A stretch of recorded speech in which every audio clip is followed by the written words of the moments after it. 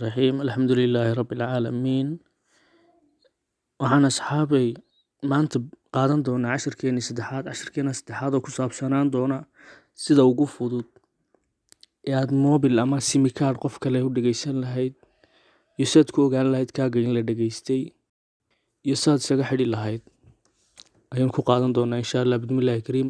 Waxaan idin xasuusinayaa intaynaan cashirka bilaabin in channelka subscribe, like, share iyo comment aan ugu taageertaan aynu noqono kuwo istaageeraan cashir insha Allah idin soo gudbiyo iyo waxaan idin faa'iideyn karayo idinkuna aad ahaataan kuwo tiirada igala saara channelka insha Allah bismillaahi kariim.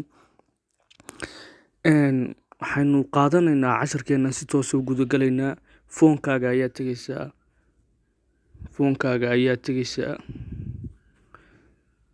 kadib waxaad garaacaysaa international codes baan isticmaalaynaa xidig kale 67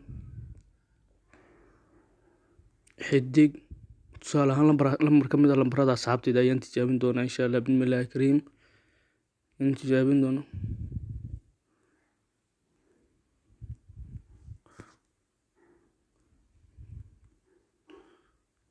insha Allah bismillaahi kariim kaasina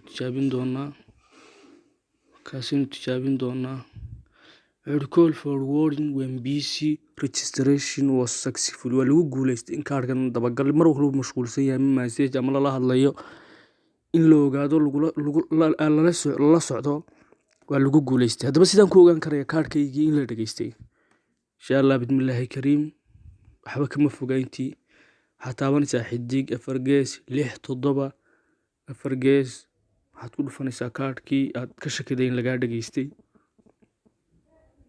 wuxuu yiri lambarka 431ka ayaa codkaagii iyo fogaskaagii iyo sentigiskaagii iyo wax kasto macluumaad ku saabsan kaarkaaga ama soo gala ayaa dhageysanayaan. haye sideen isaga xidhi karaa markaa aynu tagno sideen isaga xidhi karno. waxaad taabanaysaa xidig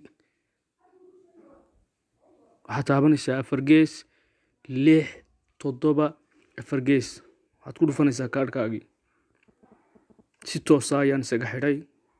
weliba mar dambe lama dhageysan karayo kaarkaaga markaad isticmaasho mar dambe lama awoodi karayo kaarkaaga in dib loo dhageysto insha Allah bismillaahi kariim. cashirku intaas inuu ku saabsan yahay.